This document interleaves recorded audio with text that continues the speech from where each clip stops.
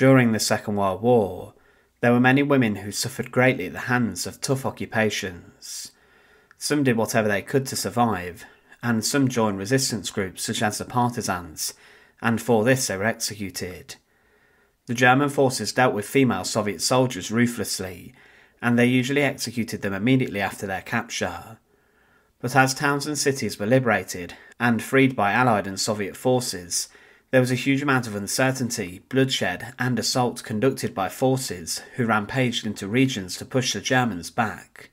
For example, in Berlin, the Soviet Red Army went on the rampage, and German women were subjected to terrifying ordeals at the hands of them, and the Soviets treated them as spoils of war who were there for the taking. But this sort of behaviour also happened in Poland during World War II, and in the days following the end of the conflict. Welcome to the Untold Past. Today we look at the torture of the women of Poland at the hands of the Soviets, and as always, to support our channel, please make sure to subscribe. Poland as a nation suffered heavily during World War II. It was with the invasion of the land that the conflict began on the continent, and the occupation of Poland was brutal as the nation was carved up between the Nazis and the Soviets. The Nazis would later violate the pacts that they agreed with Stalin, as they ordered the invasions of the Soviet Union. There were execution squads brought in to slaughter vast swathes of the population, and thousands became victims to the Einsatzgruppe, and with this there were scores of mass execution. The victims were ordered to dig their own graves, huge pits, and they were then ordered to stand inside of them, and executioners then stood either in the pit or on the edge and shot them. They also had to lie down on the bodies of the victims who had gone before them. The Soviets took just over 50% of the territory of Poland, and thousands were made refugees by their actions, and many were forced out. All residents of the annexed area were automatically given Soviet citizenship, and the Soviets encouraged violence against the Polish people. A reign of terror was brought in by the NKVD, and there were huge massacres ordered, and the mass executions were ruthless and efficient. The prisons inside of the Soviet-controlled lands became full with the huge arrests, and many people were sent to Gulag labour camps. But at the end of the war, as the Soviets fought back and pushed the Germans back, Poland became invaded yet again by Soviet forces, who were claiming that they were doing the right thing, pushing the Germans out of their lands. But what came was a targeted campaign of terror inflicted upon the women of the country. There was a serious problem with how Soviet soldiers were treating women inside of lands that they conquered and liberated from the Nazis.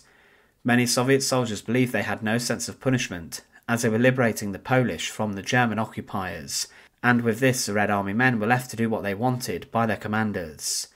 The soldiers marauded into different towns and settlements, and they stole livestock and grain and looted many homes, but they also subjected women to terrifying ordeals. These men were heavily armed, and there were cases of mass assault inside major Polish cities that were taken by the Red Army. In Krakow, when the Soviets entered the city, there were scores of reported assaults of women, as well as a lot of theft. The behaviour continued on such a huge scale that letters were even sent to Stalin to get him to discipline his men, but those who tried to rescue women, who were being subjected to awful ordeals, were executed by the soldiers and were shot. Inside of Silesia this also happened, and there were hundreds of accounts of these crimes, but there were many more thousands that were not reported. There were 30 women who, near to the city of Raciborz, were locked inside of a house after being captured by the Red Army, and over a period of many days they were subjected to terrifying assaults repeatedly. Many women were forced into this, and if not they were threatened with execution. There were women taken from the streets by drunk Soviet men, and inside of towns such as Mazuria and Vormia, it continued. The soldiers did not differentiate by age, and there were allegedly women who were as old as 80 who became victims. One Polish woman who worked close to a Soviet garrison in Gdansk claimed, "Because we spoke Polish, we were in demand. However, most victims there were assaulted up to 15 times. I myself was assaulted 7 times. It was horrible." Women then began to hide all day inside the basements to try and survive. There were no instructions by commanders given to treat Polish women well or with respect, and with this some Soviet commanders even tragically excused their men from their actions, seeing it as necessary. In the month of June 1945 this was the worst, and some Soviet soldiers who had fought from Berlin believed they had the right to all Polish women, as they fought for Poland for 3 years, repelling the Nazis. One husband and child were even shot dead, protesting the assault of, it's believed, their mother of the family, and there were more cases inside of Manchuria, and it's believed that there, around 50% of all women suffered from infections caused by the Soviet men. Some women, especially ethnic Germans who had settled in Poland, had managed to flee in the face of the advancing Soviet Red Army, and this left the Polish women to be the ones who were targeted. There were also executions of women, as in January 1945, bodies of women were found in the snow as they had fled a labour camp. Many Polish women were taken to Germany for slave labour, and these were also subjected to terror within Germany at the hands of the Red Army. Many who returned from forced labour inside of the nation also suffered, and they were also seen as spoils of war.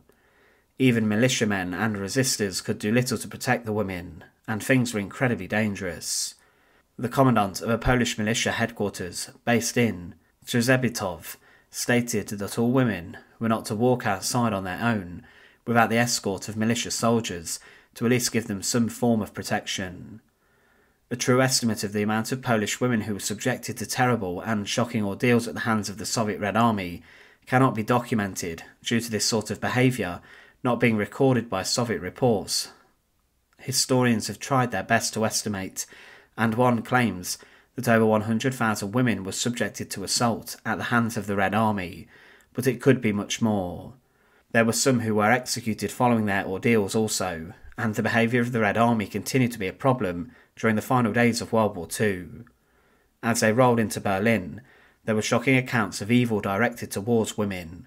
One witness said of the events that, "The next morning we women proceeded to make ourselves look as unattractive as possible to the Soviets by smearing our faces with coal dust and covering our heads with old rags, our makeup for the Ivan. We huddled together in the central part of the basement shaking with fear, whilst some even peeked through the low basement windows to see what was happening on the Soviet-controlled street. We felt paralysed by the sight of those husky Mongolians, looking wild and frightening.